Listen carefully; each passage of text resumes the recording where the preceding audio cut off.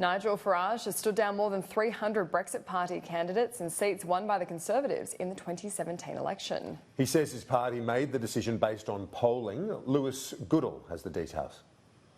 To some extent, his hands are tied by the fact that, of course, by the 14th, we've got to have the nominations for each party. So everything should be reasonably set in stone by then. This is a managed retreat by Nigel Farage. It is a capitulation, really. Just last week, he gave me a whole list of potential reasons why he wasn't going to stand down. He said he had several demands, none of which have been met. He said he wanted to ensure that Boris Johnson gave him a firm commitment on the transition period. He was talking about ensuring there wasn't going to be regulatory alignment in the new free trade deal. Crucially, he said that he needed the Conservatives to stand down in scores of seats across the north of England in his favour to ensure that there was what he called a guarantor, a lock on the Conservative Party, because he didn't think that Boris Johnson could trust his promises. Now, Farage has given a number of pretty thin justifications for his retreat from that, saying that Boris Johnson in a video yesterday has met some of these qualifications, some of these demands, but in all reality he hasn't. He certainly hasn't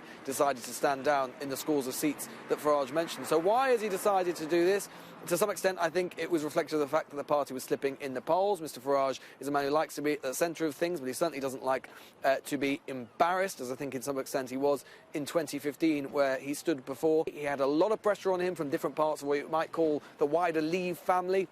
Brexit donors, Brexit bigwigs, people in the Conservative Party telling him to stand aside. But make no mistake, this is only a half retreat, and it might not be nearly as significant as it might appear when first meets the eye. Why? Well, it's certainly true to say that it will be helpful for the Conservative Party not having any of the Leave vote split in the south of England. There was some concern that if that might happen, there could be some seats in the south where the Lib Dems could gain those seats from the Conservatives. That's certainly the justification Mr Farage has given. I was just speaking to a Brexit Party source just before coming on air who says that this move ensures that the Conservative Party will be the largest party in a hung parliament, that it kills any prospect of another referendum.